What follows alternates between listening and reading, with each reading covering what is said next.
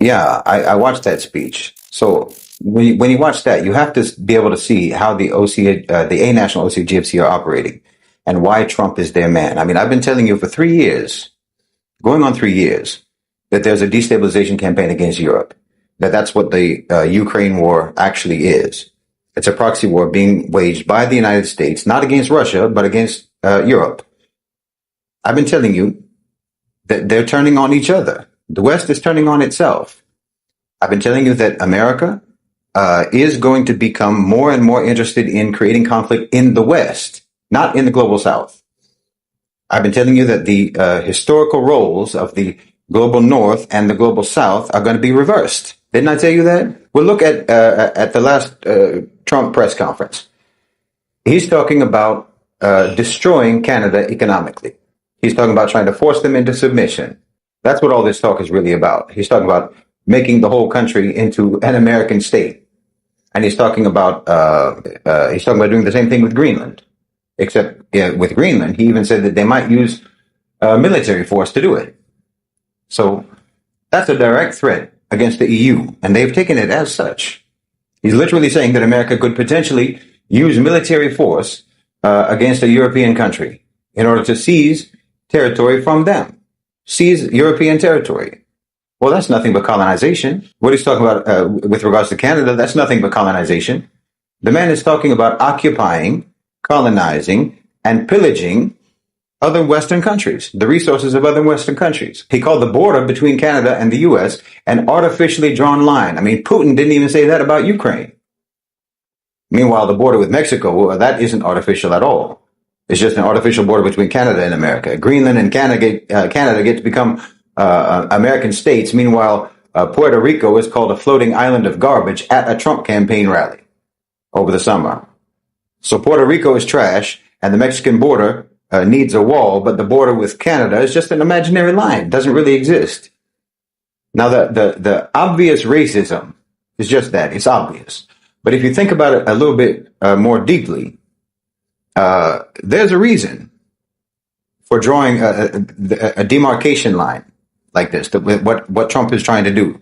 The U.S. empire is looking at subjugating the northern hemisphere, and the southern hemisphere is no longer any of their business. It's out of their sphere of influence. In fact, the southern hemisphere is the ascendant hemisphere.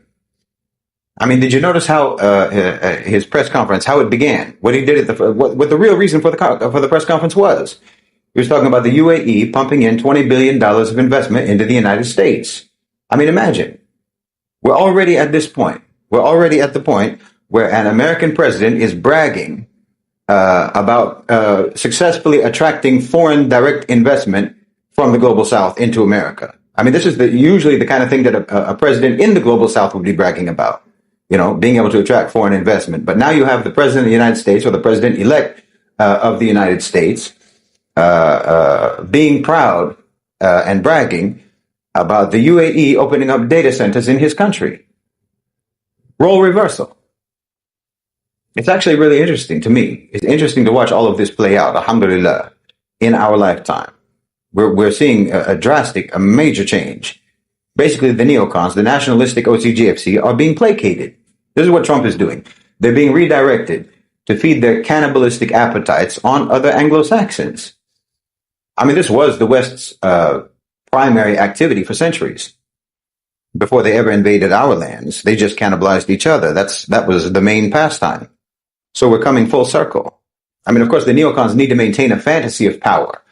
And I think that that's partly what's going on with Trump's outlandish suggestion. It's giving them something to dream about while they create nightmares for everyone else.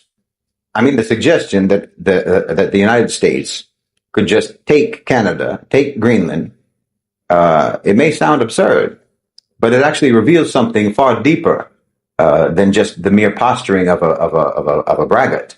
This is in the imperial DNA of the Western power structure, a system that has absolutely thrived on the subjugation of others' lands, others' resources, and other people for centuries. This isn't just about geography.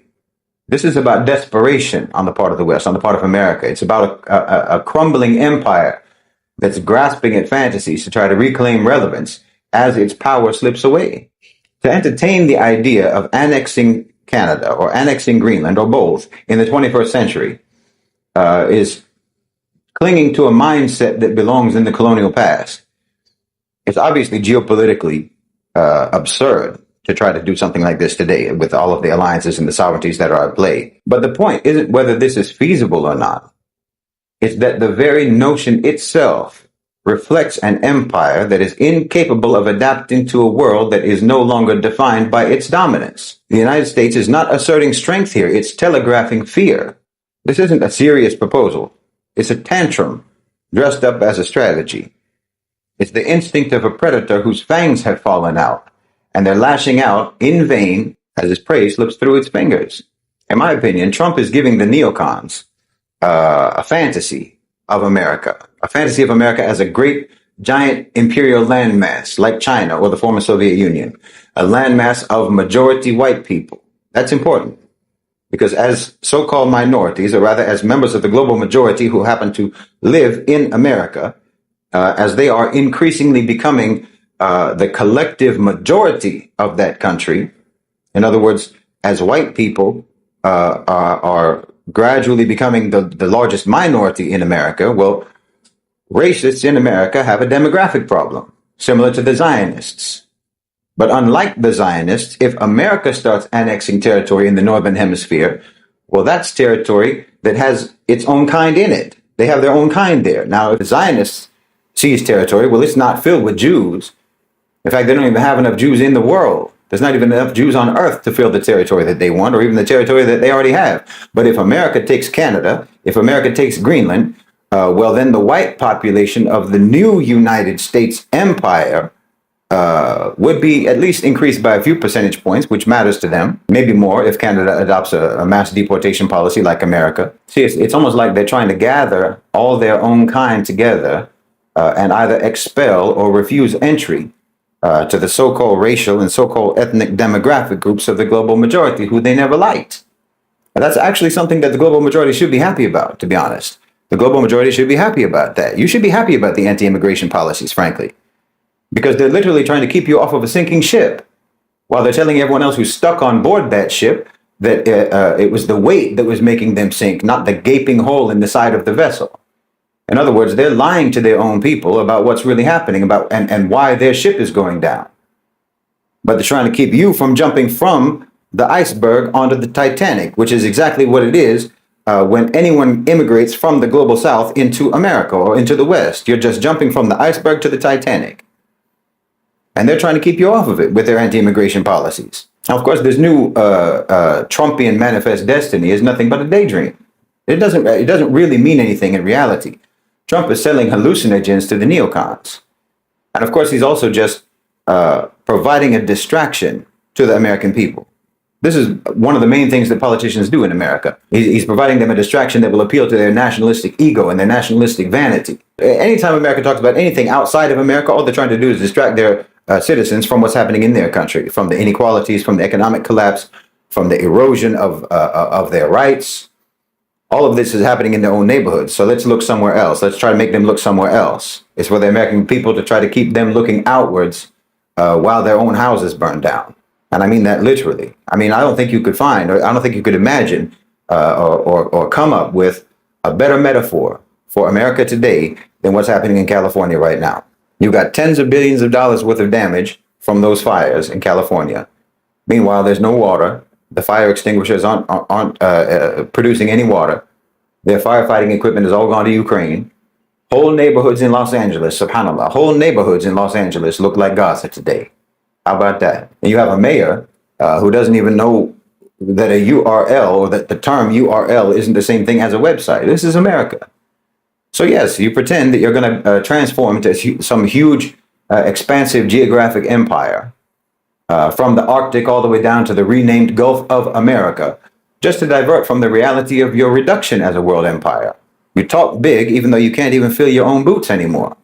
And that's why you talk big, because you're shrinking. Now, no, that doesn't mean that it's all empty talk. It's not completely empty. Because, as I say, the A National OCGFC have a plan. Is what I've been talking about for 3 years. Relations are going to become increasingly hostile between the U.S. and Canada. between the U.S. and Europe, between the U.S. and the rest of the Northern Hemisphere.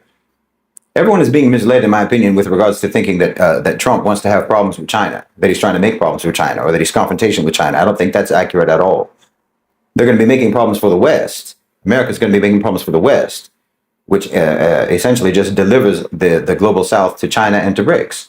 MAGA isn't about helping the American people any more than a corporate restructuring is about helping the workers. That's how you can probably conceptualize what's happening in America. America is downsizing. All while, just like with a company, when they downsize, they're telling everyone that they're just consolidating and they're just streamlining, and that everything they're doing is just going to make everything better than it ever was. They're going to make the company stronger than it ever was, and so on.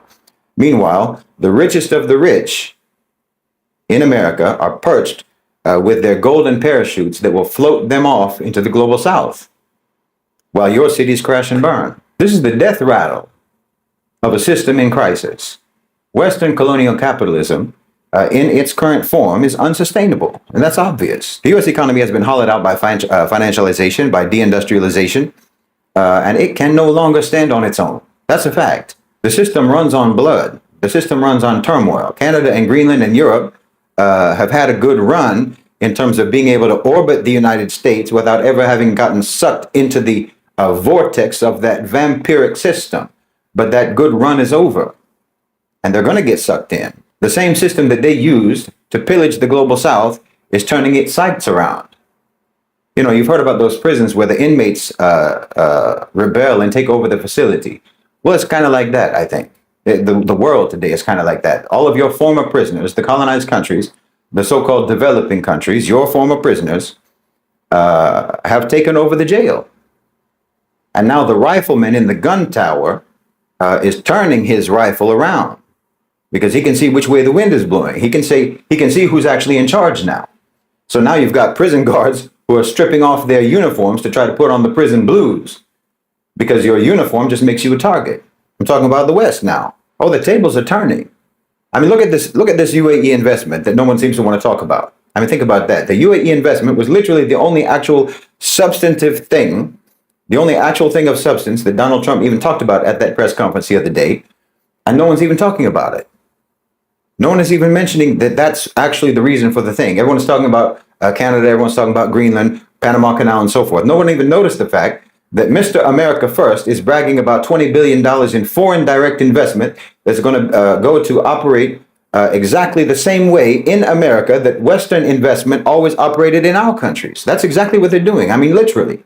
The UAE is doing the exact same thing that the West has always done to us, but no one can see it, and no one's talking about it. You have to understand that the way foreign investment works is like a syringe. They tell you that it's injecting you with medicine, but what they actually do is stick that needle in you to suck your blood. So you think that they're injecting, but they're actually extracting. Because look, this deal that he announced, they're going to open data centers in the U.S. Okay. Well, aside from how much power and leverage that gives the UAE potentially over American data, which is massive, but let's not even talk about that. There's too many things to say really about that. That's not really even my area. But just consider the fact that data centers notoriously consume a huge amount of energy, a huge amount of electricity. This is why Trump was rambling for most of his press conference. He was rambling on and on and on about drilling, drill baby drill, about coal, and he was even attacking windmills and all sorts of things, which is just too obviously quixotic to even mention. Okay, they use a massive amount of energy, these data centers. They use a massive amount of energy, a massive amount of electricity. That's going to be American energy. That's going to be American electricity, powered either by natural gas, by oil, or by coal, or what have you. Apparently not by windmills. So let's just say that they open 10 data centers. The amount of energy that they will consume to run those data centers is going to be roughly equivalent to the total of U.S. natural gas exports. Imagine. This investment is only partially about the actual data centers themselves. This investment is about sapping America's energy resources. It's an investment into sabotaging America's newfound status as an energy exporter. And that's if they just open 10. If they just open 10 data centers, but they're putting in $20 billion investment in. For $20 billion, you could open hundreds of data centers or 10 data centers with the capacity of hundreds. Either way, that's $20 billion that can potentially significantly undermine America's energy self-sufficiency. And more importantly, for the Khalij, for the Gulf, undermine America's competitiveness in the international markets as an energy exporter. This is a very important issue for the UAE. It's a very important issue for the Gulf. Trump knows this, of course, because the A National OCGFC knows this. Trump is very close to the Gulf states and always has been. I mean, you can almost say, and this is what I've been saying in the chat, Trump is a Khaliji president. I mean, he's so Khaliji that he wants to change the name of the Gulf of Mexico to the Gulf of America just so America can have a Khalij. What we're witnessing is the West turning on itself. The empire is cannibalizing its allies. They're cannibalizing their own environments now, and they're cannibalizing their own people just to stay alive. This isn't strength. This is desperation. This is a dying system that's clawing at anything to try to keep from falling. I'm talking about the neocons, not the A National OCGFC. We're talking about the nationalistic owners and controllers of capital. But the stronger and the richer faction of the OCGFC, the A National OCGFC, whom your own system created, that faction of elites are not tied to your domestic prosperity. They're not tied to your domestic economy anymore. And they're not tied to any nation. They are a nation unto themselves, like I keep saying. And they actively want to see your system devour itself because they want to leave the rest of the world to them. They want America out of it. So what does that mean for us, for Muslims, and for the global South? Well, it means that we have to prepare. We have to be serious. We have to build. Because as the empire collapses, we have an opportunity to create something that we haven't seen in the world for hundreds of years. This isn't a call to resist. It's a call to lead, to show the world that there is a different way. There is a just way. There's a way that's rooted in harmony and cohesion and collective sovereignty. And I think that's what we're seeing develop. So let's not be distracted by the empire's desperate fantasies. We have to focus on the work ahead. We have to understand what's actually happening because there are tremendous risks. I mean, BRICS is working with the A National OCGFC, and that's perilous in and of itself. They are predatory. They're just the same as neocons in terms of being predators. They want to worm their way into dominance in the global South. So we have to negotiate that relationship very carefully. This is going to require cool heads, calm calculation, patience, and long-term planning. So you have to try to not get caught up in the flash bombs that they drop sporadically, Western politicians. You need to pay close attention to what's actually going on. Because yes, we are in a negotiation, all of us, literally all of us. We're all in a negotiation with power, continuously, constantly, nonstop. You and I are constantly defining the terms of our relationship with power. We are constantly letting them know what they can and cannot get away with. We're letting them know what we require from them. We're letting them know continuously what we will and will not accept. So we really can't afford to let them distract us. The West is turning on itself.